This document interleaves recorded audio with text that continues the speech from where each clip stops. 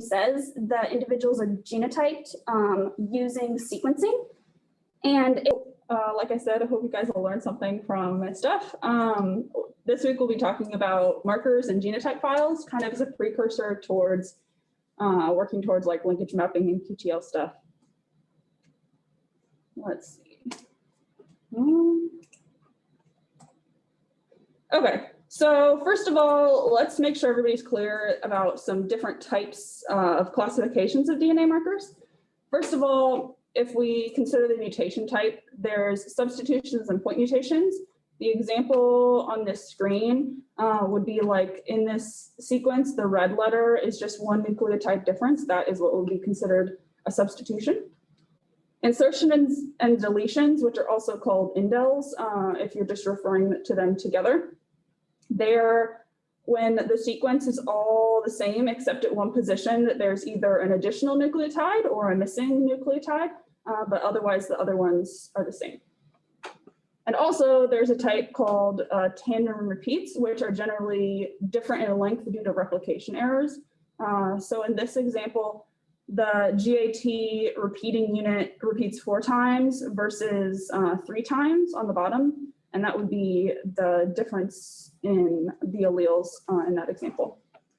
And then all of these types of mutations can be detected through different methods of marker detection. And 2 types of marker detection methods are PCR-based and sequence-based. And this stuff will be important in a couple of slides when we talk about specific marker names. I guess this slide, no, next slide, okay. So SSRs are our predominant type of marker that we deal with in our lab, since we can genotype them in-house. It stands for simple sequence repeats, hence the acronym. They are also known by other names in other communities or maybe in previous years, such as microsatellites or short tandem repeats, which are STRs. Next, GBS markers, which this name actually categorizes its method of detecting the markers, and it stands for genotyping by sequencing, which means exactly what the name says. The individuals are genotyped using sequencing, and it is technically a type of single nucleotide polymorphism or SNP marker. And then finally, the newest type of marker that we deal with are called rhAmpSeq markers. And rhAmpSeq is short for a much longer name, RNase H2 enzyme-dependent amplicon sequencing, which that sounds really complicated, but it's just a one step further variant of amplicon sequencing or AMP-seq. And amplicons are just the DNA segment, which is amplified during a replication event. So generally, PCR is considered to be a replication event. And it uses an RNase H2 enzyme to accomplish that. So when we consider the classes in conjunction with these different marker names, SSRs are PCR-based and they are tandem repeats. And so the example here, which would be a GAT repeat unit, and it repeats 10 times in this example. So the allele would represent the length of that SSR marker, which would be 30 base pairs, since 3 units, 10 times 30 is 30. And SSRs are one of the more informative types of DNA markers because they can be biallelic or multiallelic. GBS markers are generally considered to be predominantly sequencing based. They represent substitutions in the most common form. They can detect indels or insertions and deletions, but those types are less commonly used in downstream analyses. And so what do you mean by S1, S2 here? You say string 1 and string 2? Yeah, so just like each individual one will have 2 different DNA strands. And good question. If you guys have any questions while I'm going through this, just jump in. So I'll try to answer them. sense versus antisense here? No, it's just how it's genotyped. 2 different individuals, or no, or same individual. the same individual. I just mean like at this, I guess strand is probably the incorrect way to refer to it. But I just mean at this position, this individual is homozygous, this one's homozygous, this one's heterozygous, and so on. Two different chromosomes. Yeah, I guess, yeah, that's the correct way. Sorry, I guess I messed that up. Okay, so chromosome 1 would be the same in both of these individuals, and in this individual 2, the individual is the same on both chromosomes, whereas in individual 1, it's heterozygous at this site. It has a T where the other have A at that same position. And that would be a single substitution, or how it would appear in GBS data. Alleles for GBS are single nucleotide positions, and so and both chromosomes. So this individual, this heterozygous individual, would have a genotype of AT at that position. Generally speaking, GBS are all biallelic, so they're less informative than SSR markers. So they'd only have a major allele and a minor allele. Admit her, she must have got kicked out. Where? So you might minor allele is like taken frequent, most frequent. Yeah, so in this example, since GBS are biallelic, the major allele is this A, and the minor allele is the T. Major and minor does refer to the frequency in which it occurs. So how much range they can take it? 0.1 to 0.5, 0.5 to 0.1%? That's kind of what we deal with when we filter markers. If say these 2 parents would both be heterozygous at this site, so AT and this one's also AT, we would expect to have, I think, what is it? 50% would be heterozygous. So the major for sure is most, right? Yeah. The major. For the minor, I know it's taken the most, right? Mhm. Regularly. Minor, they call it taken most. So in this thing, you prefer all, but the thing is, if you all only major, then no diversity. Am I right? All GBS sites have a major and minor allele. Obviously, if you have a major allele percentage close to 100, that means the site is probably actually like monomorphic. It only has 1 allele. Acceptable, like perfect scenario ranges for a major allele would be like 75% to 50%.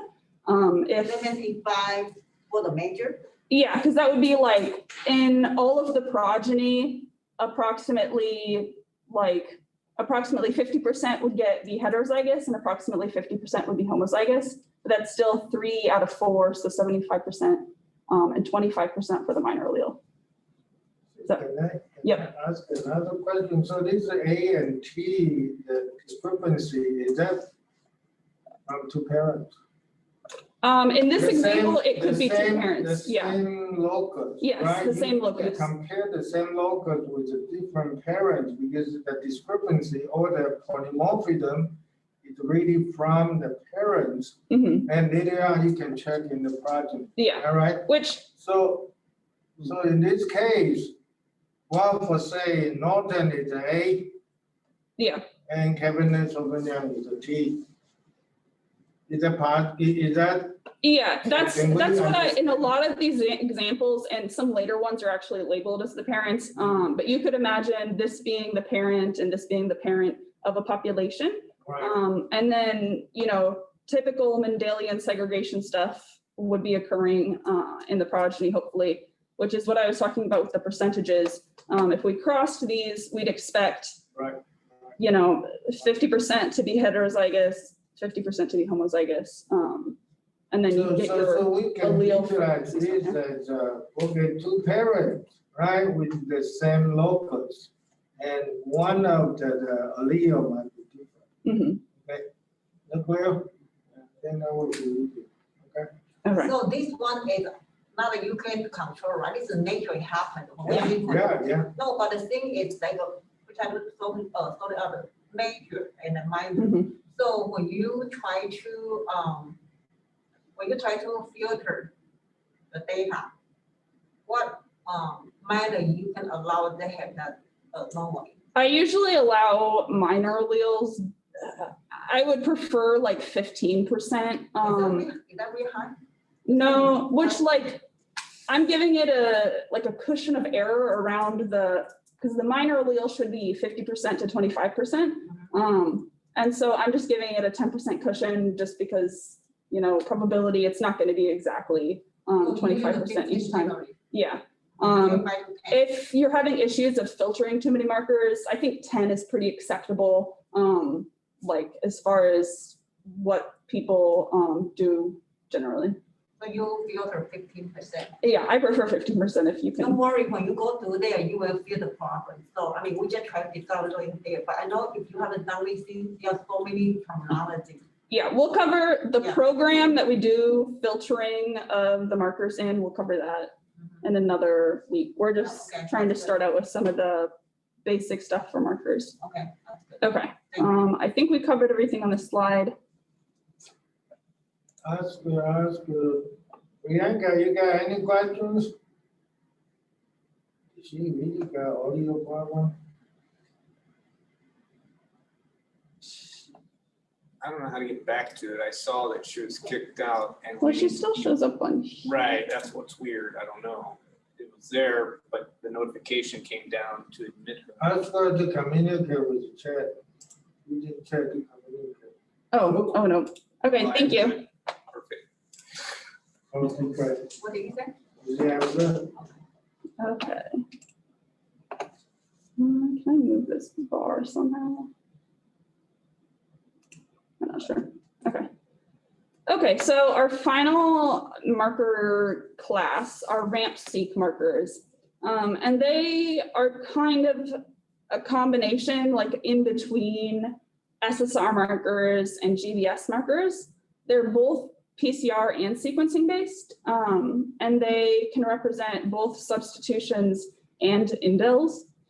And so what's different with rhAmpSeq markers is instead of representing a length or a single base pair difference, they represent a whole haplotype block. And what I mean when I say that is a 200 to 300 base pair section is targeted by the PCR primers, similar to how SSR markers are targeted by PCR primers. But instead it's just a 200 to 300 base pair section. And this section is moderately polymorphic. And so it can contain a combination of different substitutions and indels. And this amplicon, or the 200 to 300 base pair section, is what is actually sequenced. And then that haplotype sequence is what represents the allele to rhAmpSeq markers. And why rhAmpSeq markers are more informative than GBS markers because they are also multi-allelic, meaning that there can be like a number of different versions within the population, not just two different versions like with GBS markers. Do you have a So in question? your example, number 1 and number 2, as haplotype blocks, would these be two different markers or the same marker, different alleles of the same? Yeah, that's what I was just getting to explaining. So these 4 different blocks represent 4 different alleles, which could occur at this hypothetical rhAmpSeq marker. And so imagine there's additional nucleotides in here to make it number to about 200 or 200 base pairs. And so this allele contains a T at this red section, and so does this number 2 allele. And so they're both coded as orange, whereas the yellow ones have a C at this position. And so that would be what we would see if we just looked at it like, say, a GBS marker. If we're just looking at that one position, we would have one genotype and one haplotype and another haplotype. And so if we move farther down the string, we get to the second red position. This purple colored one has a T, whereas the pink colored ones all have Cs. So that's another SNP, another substitution position where there's allelic differences between, or nucleotide differences between these 4 alleles. And similarly, there's a third position that instead of these 3 are the same, and this one is different, having a C. And in GBS markers, we would characterize the individual at each of these 3 positions.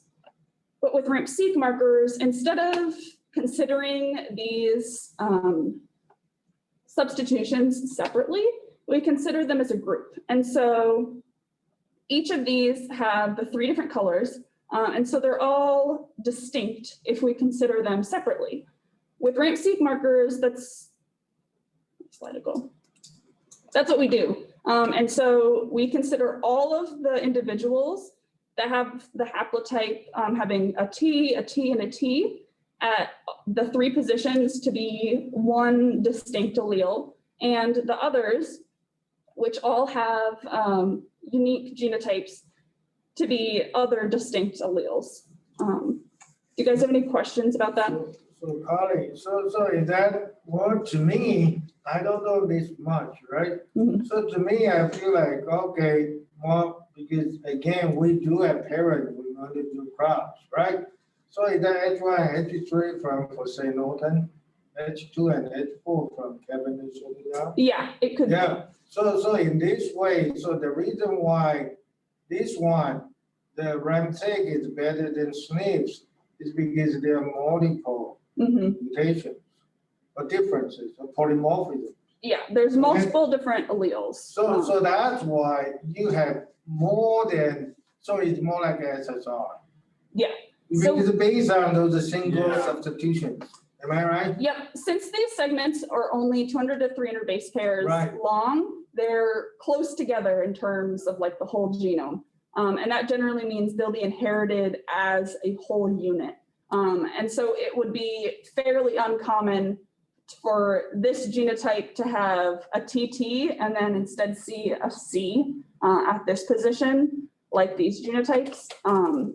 And so we can categorize the individuals by the whole segment. And I think, Is the length still the same or different?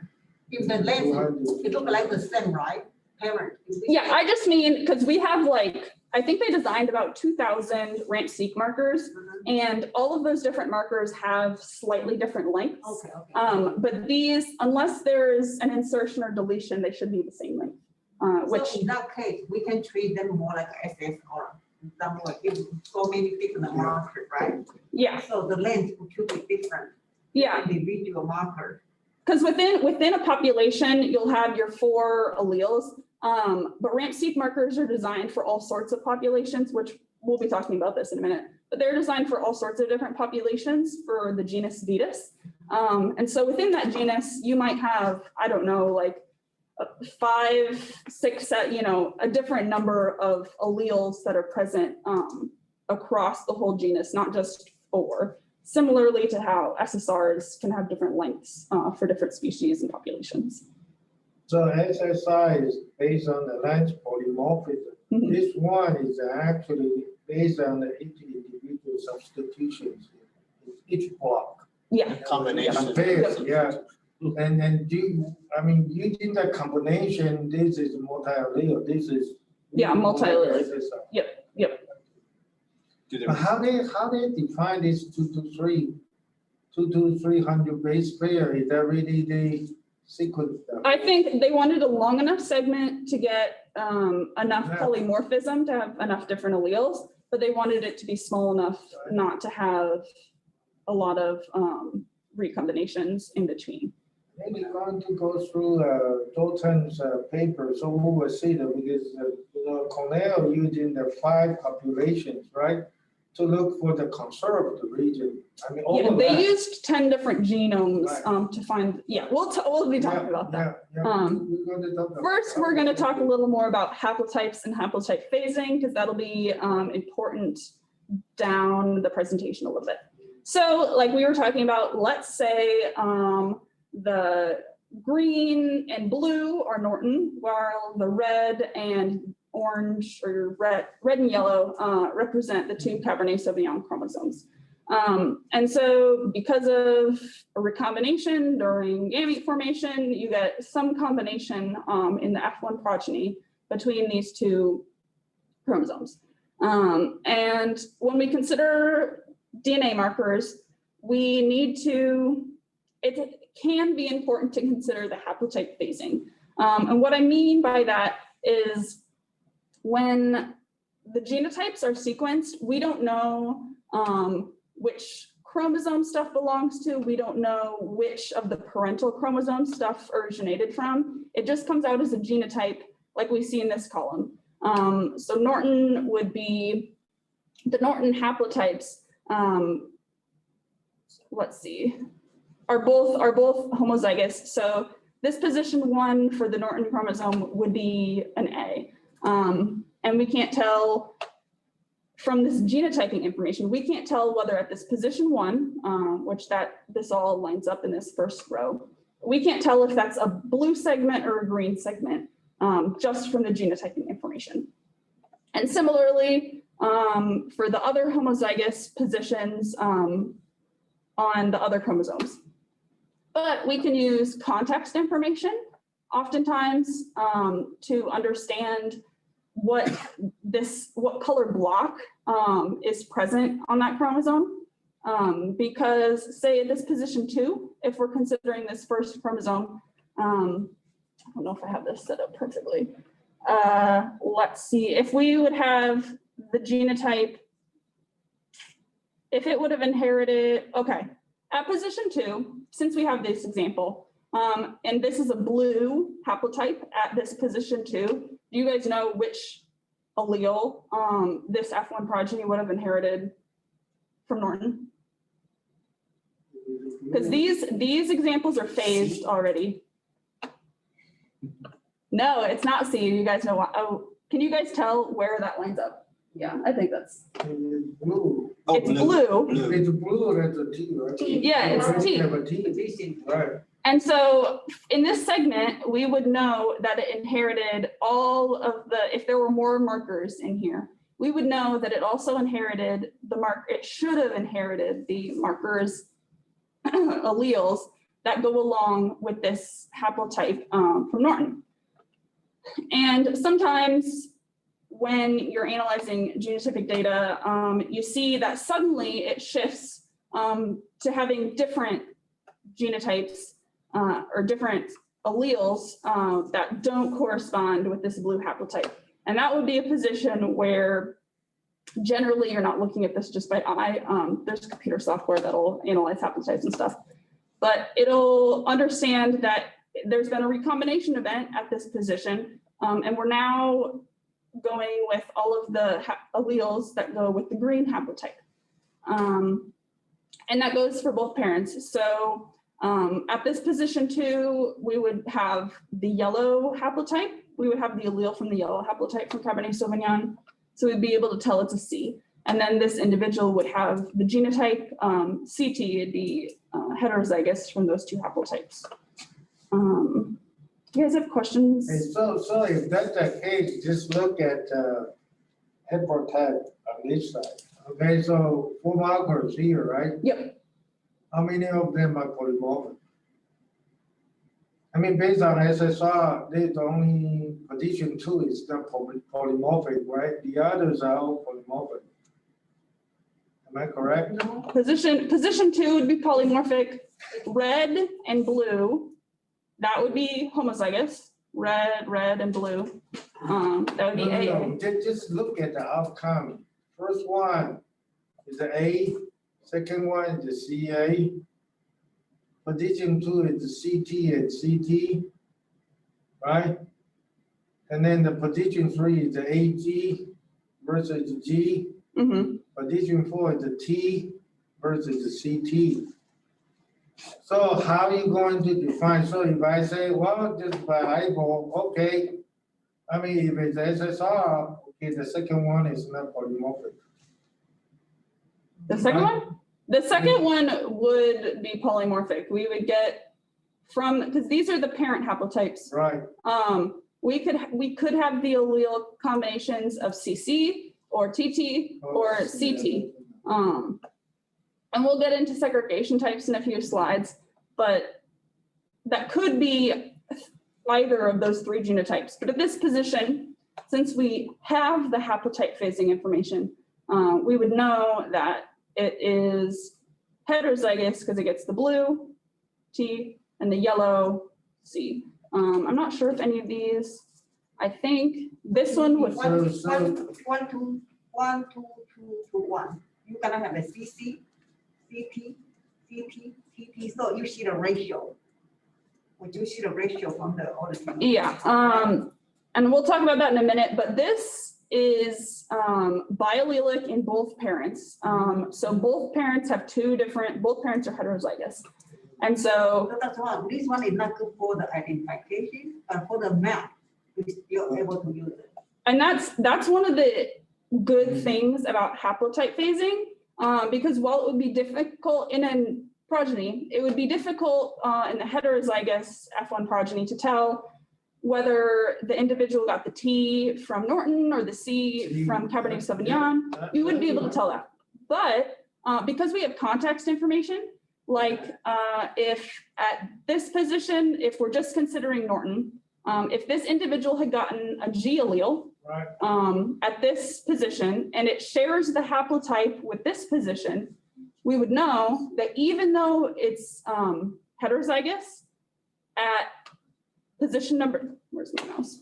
Even though it's heterozygous at position number 2, we would know that the T came from Norton because this haplotype all goes together. And so a G at that position farther down the chromosome, but within the same haplotype, whereas the C would have came from Cabernet Sauvignon, because you can make those deductions based on haplotypes. And that's kind of the importance of haplotype phasing stuff. And that's what rhAmpSeq markers do. They have to make sure it's all the same haplotype for those allelic combinations. So this kind of idea, even though rhAmpSeq is more like SSR, but scoring data is different. So you don't think AG more easier to score than PG? I mean, CA and CZ easier than PG in some way, right? Because if they are linked together, but looking for the position. The thing is, like these alleles are bad for hybrid identification, but Right. and they're not that informative by themselves. Exactly. But with single parent segregating markers like this position 3, the AG, GG, we can't tell where recombination events and whatnot occur because it's only informative in Norton or only informative in Cabernet Sauvignon. You need those markers that are segregating in both parents in order to integrate maps. And so HK markers, while not informative on their own, provide important like context information for phasing. And because once it's phased, you know exactly where stuff is originating from. And so it's more informative than just single parent informative markers. Any other questions? For say like this position 3 here, okay, for F1, there could be AG, GG, and GG, right? Yep, those are the 2 genotype possibilities. And then which genotype do you think is, You only know because if A is unknown, if G is Right. not one half. G, because you never know where the G come from unless you compare with the other sequence, right? But Am I right? Well, no, Yeah. it's a what your haplotype AG combination. You see, because if that's my question here is that which one is polymorphic, which allele you think you can classify as a polymorphic here? Well, these all are Polymorphic. polymorphic. Because it's a haplotype block, they'll all Yeah. be. And well, technically, like at this position, Norton isn't polymorphic, but we're more concerned with polymorphic positions between like the two parents, because obviously like this position, Norton is polymorphic, but Cabernet Sauvignon's not polymorphic. That just means we'll be able to understand the information of which allele was inherited from Norton, but not Cabernet Sauvignon. But in order to have that information, one of the two parents is going to have to be monomorphic with GBS markers in this example. And then here, position 1, 2, 3, 4 actually refer to your block. Right, Previous slides, am I right? I think so. Wait. Yeah, that's why I put position 1 instead of marker 1, because, for example, position 1 could be, because obviously this is like way smaller than actually looking at the nucleotide string. And so position 1 would just be like a tiny little sliver Right. in this block. And so I just used nucleotides instead of allele numbers or whatnot for simplicity. So the way the software, or look at, I mean, well, the genotype, you have it labeled next to the colors, right? Yeah. That would actually be the reported marker, is that ACTAG? Yeah, if we genotyped Norton, obviously you'd be able to deduce like a single A would mean it's on both chromosomes, whereas CT would be both, but you don't get the information of you wouldn't get the information that C goes with A. You would just know it's a genotype CT and genotype AG. It could be, if we mixed this up, C could go with G and T could go with A. It could be swapped. Right, so how, I'm just wondering, maybe you'll get to this later or next week. So how would that be, the software record that as the genotype? So what would it say is the genotype for that even work? It'd be recorded like that as it'd just be assigned a identifier for that particular. Oh, in the actual file, we'll be talking about the rhAmpSeq, how the rhAmpSeq files work a little later too, if that's what you're asking about. And it also, for this kind of thing, it's more like a GBS rather than the rhAmpSeq. Because the GBS is multiple. Yeah, you could imagine Right. this as GBS markers. That would be an easier way Right. to understand it. If you look at this is more like a GBS. Yeah. Okay, so Okay. haplotyping stuff. A little bit on marker methods. GBS, like we talked about, are SNPs, but the important thing with them is that they represent a genome of reduced complexity, and that's accomplished with methylation sensitive restriction enzymes. Basically, that just means these enzymes are used to avoid regions that are like highly repetitive in the genome. And so more informative, maybe less, more informative regions are targeted instead. And that helps with keeping costs low. And that's one of the big things when GBS were developed is they're a lot faster to genotype than SSR markers. And so as long as they're economically feasible, people were really excited about this. Another thing with GBS markers is that they have a pretty shallow genotype genotype sampling, which just basically means the number of times that the individual is evaluated at each position isn't that deep, meaning only like 5 or 6 replications, I think, is enough for GBS markers to evaluate like what a genotype is at each position. And how this works is kind of in the image. You have a plate that has all of the different DNA from all of the different hybrid individuals or the parents. They're ligated with what's called an APEKI enzyme, and then they're ligated to some adapters. This stuff is not that important. I just wanted to kind of give you a brief overview. And while I said GBS markers were sequencing based, they technically do use a little PCR, but that's not like the prime operation in this. And then once this library preparation, basically preparing the DNA for sequencing, it can get moved on to sequencing. And then the sequencing data is aligned to a reference genome. And then after that, finally, SNPs, the SNP or GBS markers can be identified. And for rhAmpSeq markers, oh, I don't think I finished this slide. Sorry, guys. But it's basically all in this image. I don't know if I can move this top thing. Maybe not. So like we were talking about earlier with rhAmpSeq marker development, it was a little different than the development of like SSR markers or GBS markers. There was a lot of preparation that went before the genotyping could actually be done. They assembled 10 different or 9 different various species genome assemblies, and they compared which regions were conserved or were not conserved between those different species. And so in this image, the C's are regions that are all the same across these 9 different assemblies, whereas D are ones that are different between the assemblies. They were not interested in the ones that are different. They wanted the stuff that was the same so that these markers could be used in various different species and various different populations. And then with actual marker development, like we were talking about those 200 to 300 base pair regions, within these conserved regions, they looked for segments that had moderate polymorphism. And so like in this example, this part of the image, these circles represent a site of polymorphism. And so this is the amount of polymorphism, for example, that they were looking for so that they could tell the difference between the different species or different populations. And then as far as the actual genotyping, it was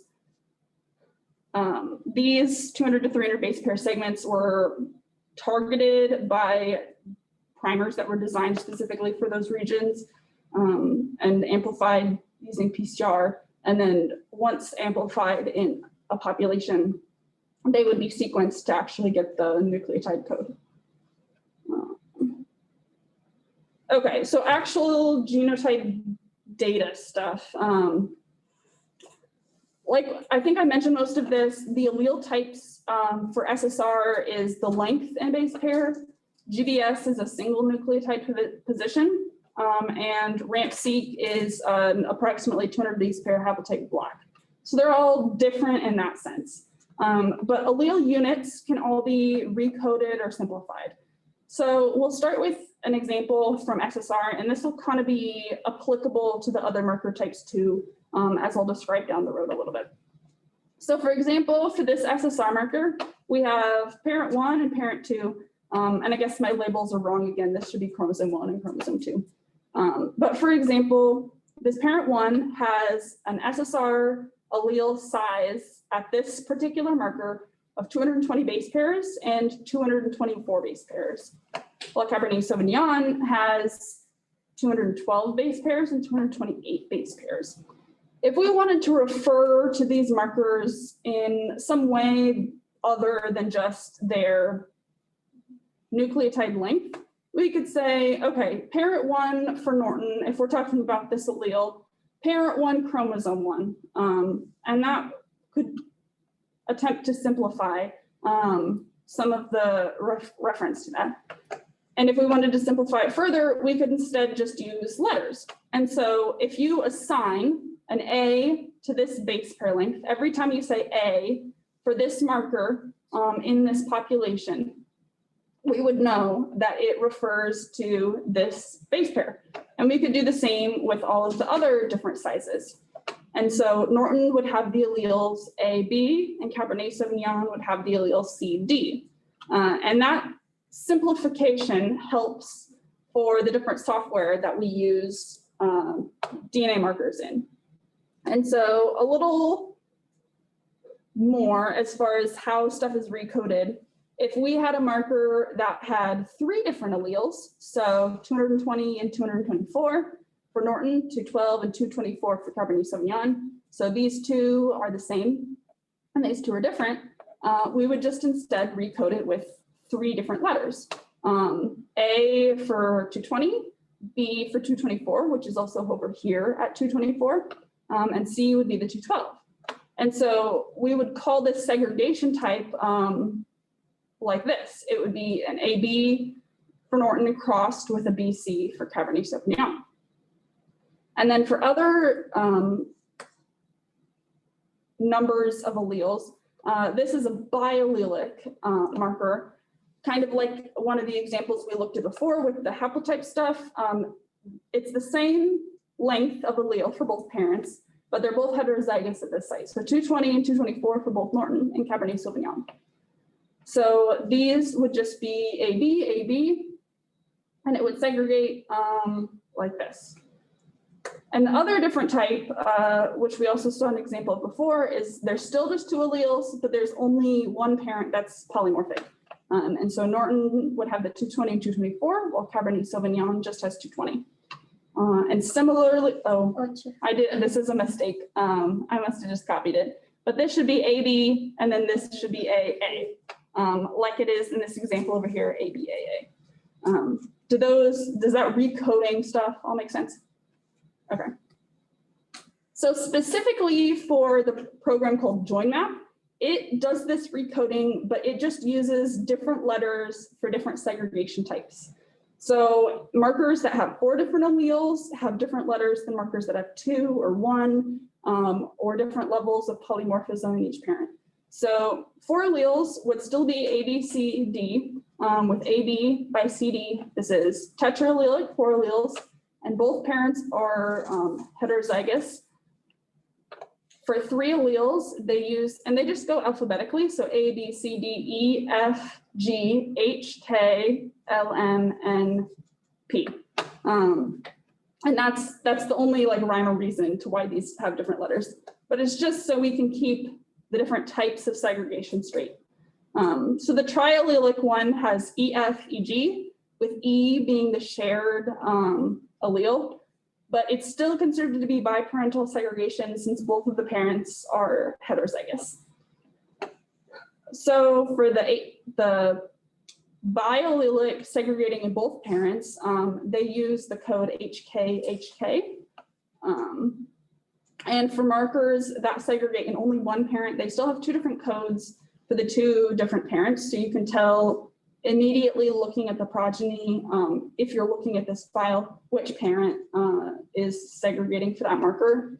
So for this example, if we have a Norton by Cabernet Sauvignon cross in this order, the LM would be segregating for Norton, so it would be single parent informative segregation for Norton, while as this MP is segregating in the Cabernet Sauvignon, and it's just informative for that parent.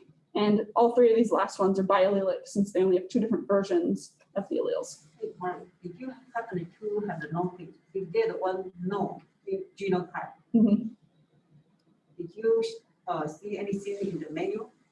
The one like A and no, CB.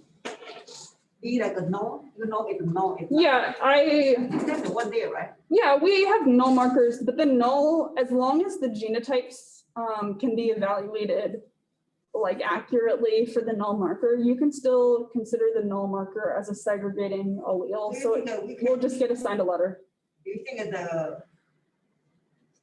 for instance, like A, no, CB. So you think that you use the ABCD, Mhm. they should able to count everything, Yeah. right?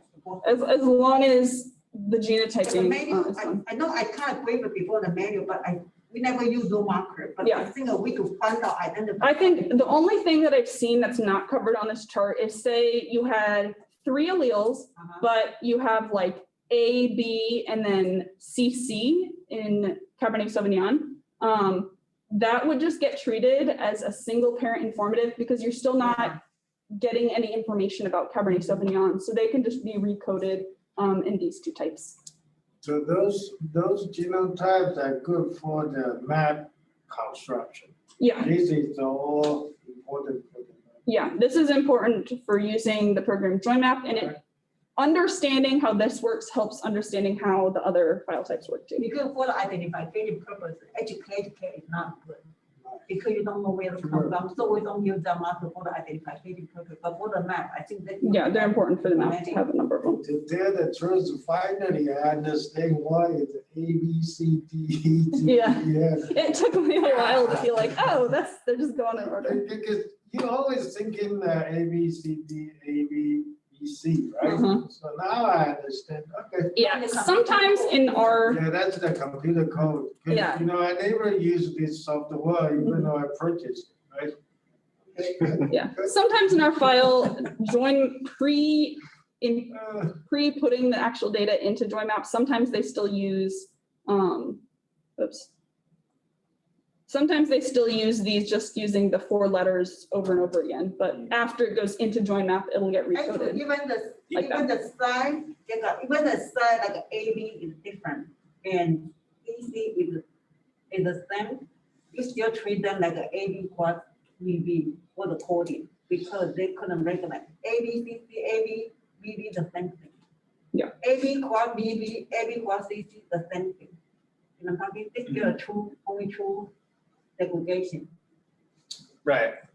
And I mean, if you're homozygous, Don't worry, okay, you can go through that, there's a lot, I'm sure it quite a. And a lot of the stuff that I'm going through now is there's manuals for all these software and it's in there. You just have to like read through it. It's a bit, We had a more manual in the information. book, so you should able to read it slowly now, but she just really simple, she get really important This is very concept. good. yeah, yeah. This Maybe is, you would read it. Even I understand this something. is clear. Hey, so Carly, before you move to the complicated one, you move back. I mean, there's one more, I think, one more. Okay, here, it says 40 genomes resequencing in virus genomes.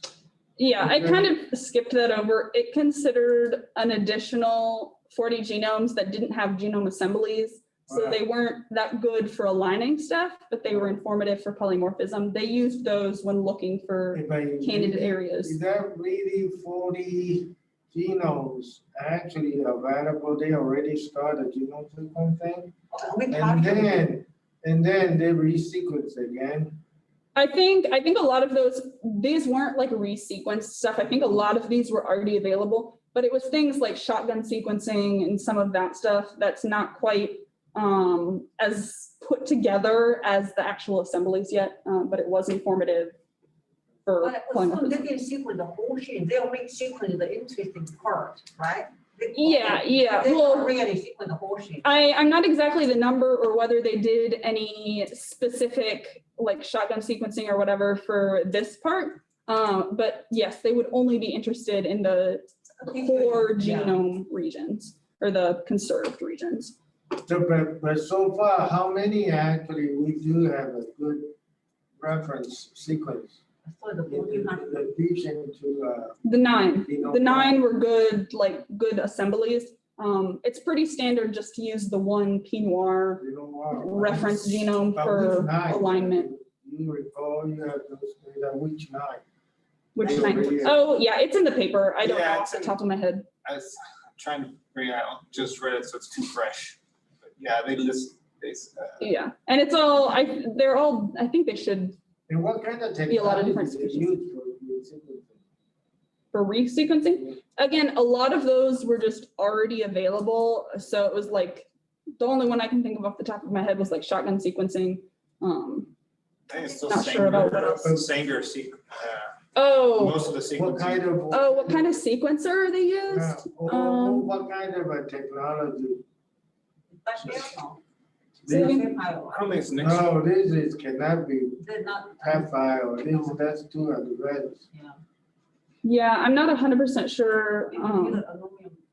A lot of this stuff, so like a lot of these 40 genomes were just available like on NCBI and they could They kind of type them out. kind of essentially align them to these already They collinear. didn't really do it, they just align them together. to Yeah, see a how- lot of this stuff was already done by other people and they like brought it all together for this project. Okay, that's good. Okay, so this is an example of, let me backtrack. JoinMap files are generally, the actual file extension is a .loc or .loci file. And that file type is opened just as a text document for importing into JoinMap, or it can be used as a grid and opening that.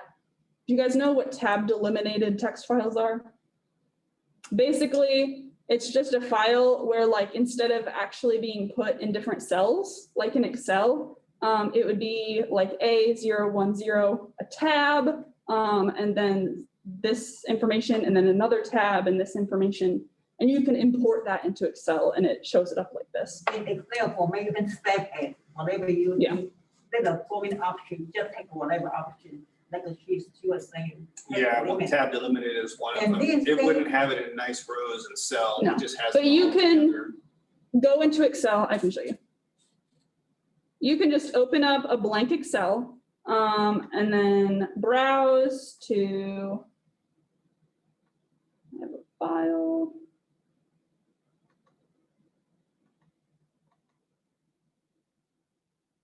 And it doesn't show up at first because it says all Excel file. If you go to all files, all of the different types will show up.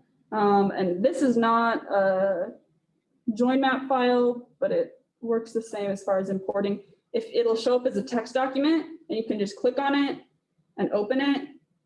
And then make sure this is checkmark delimited. So that's what I meant when I meant tab delimited. It uses tabs to separate each field.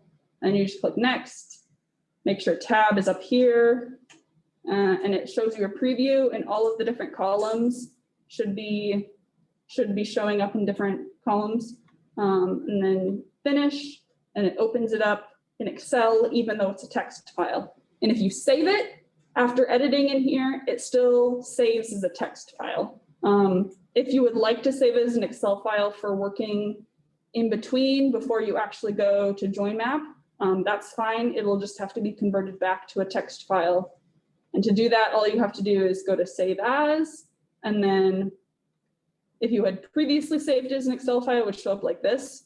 You just go down through this, through the options, and this text tab delimited is what you want, and then it'll export it as the correct file type. Normally, it's good to save two copies, one Excel, one is text, because when you try to work together, it's easier, just click without it. Either way, the advantage, if you say one copy.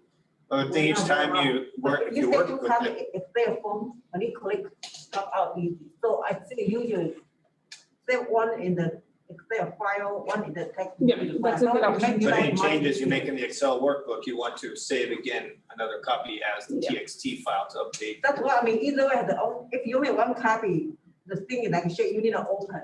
And it's always good practice with any files that you're working at, save an original file that you do nothing to, make a copy, and then make your edits. Yeah. Whether those are different types of files, one's an Excel, one's a text, that doesn't really matter. You could have two text files, but always keep an original. So if you mess up on anything, you have one to go back to. That line, empty there, if you don't have it, on board. Yeah, and that's what I'm just going to talk about. That's really something tricky. JoinMap files have to be structured pretty specifically. And again, this information is all in the manual. I'm just going to show you an example of what it actually looks like. It needs a header section. Specifically, without a header, it won't know the information about how to handle this file.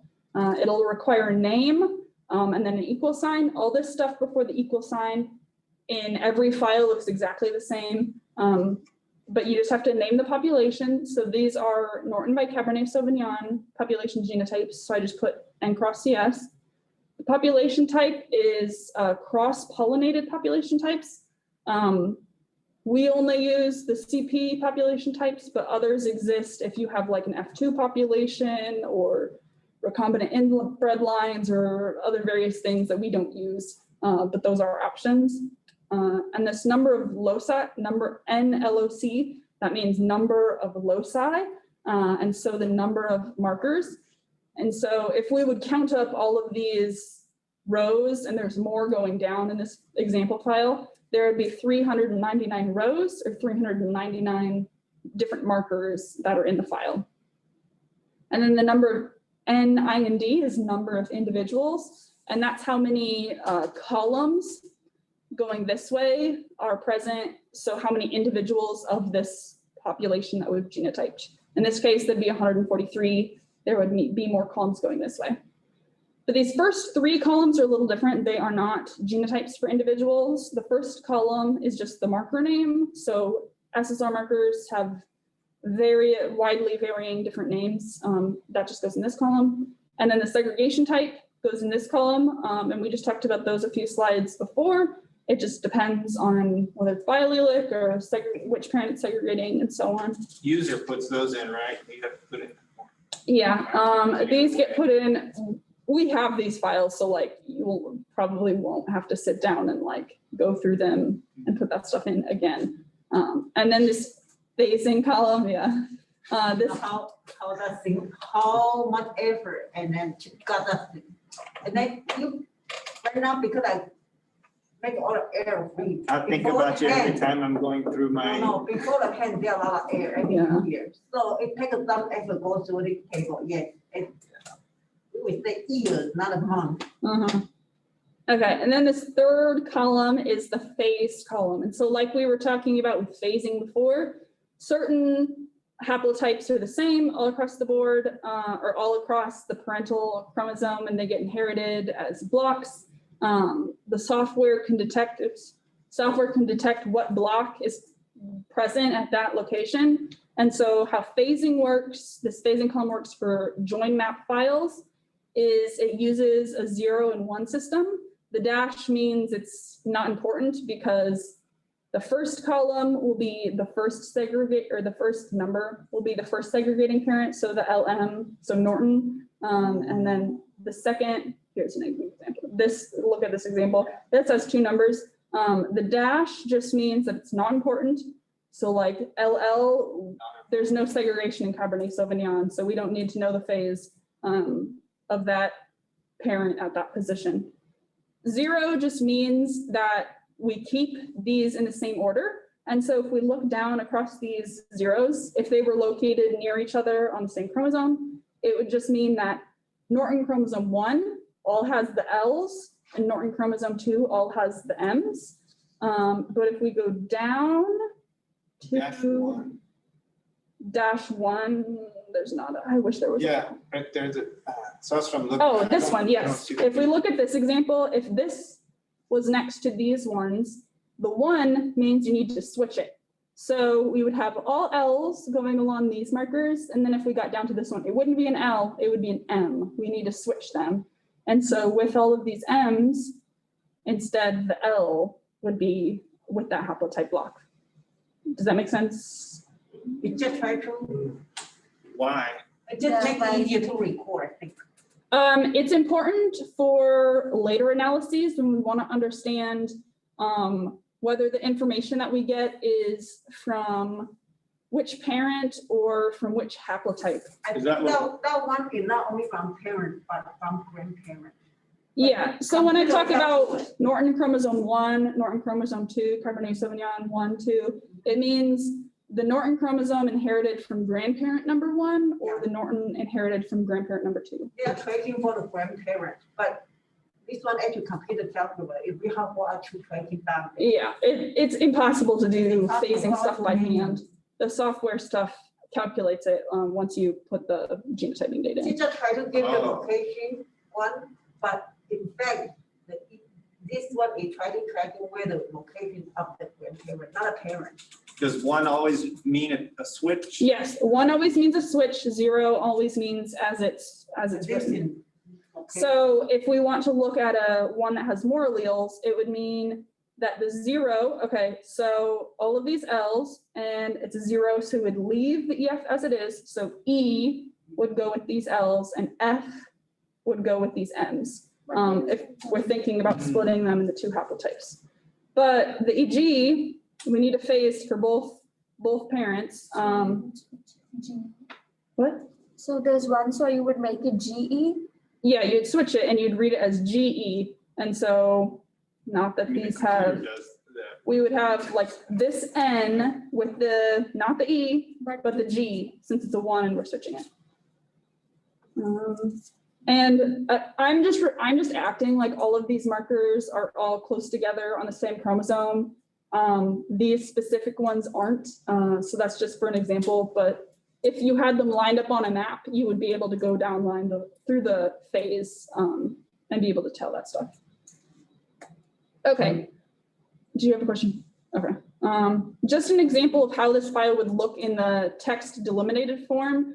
So if you open that file and are ever confused about it, it should look different, a little bit different than the Excel file. We still have the header information. And then the thing is, when you're working in it in the Excel file, you can have these column names that have the individual numbers and these labels. But actually going into JoinMap, it doesn't really like that information. So you need space between the header and the actual marker names. And we can just start right away with the marker name. And then these would be the columns like we saw in the text file. So this is the output that you change it, right? When you do the JoinMap. No, How about this thing? it looks like this. They automate transfer AB Mhm. to the. And technically, the text document application does a thing called word wrapping. And so like in Excel, all of these genotypes would all be on one line. Yeah. And technically as this is formatted, it's all on one line, but the program will do a thing where it automatically like wraps it. So you can read it all on your screen instead of having to scroll over. But that's why it looks different, but it's not actually any different than opening in Excel and having it look the other way. Those are all the those are all the individuals, that population's. And if you're working with this file and you need to go and delete it, if you use the program to save it, it'll save the genotype, like the individual numbers at the bottom of the file. But if you're doing this manually, it's often good practice to copy that row from here and put it in another file so you're sure of the order. And you can refer to it later if you need to. Okay, so I think, do we need? You want to go out? We have a little bit, How many more? I mean, what? we have a bit more of file stuff. This would maybe, we could do this next week too. What about do next week? So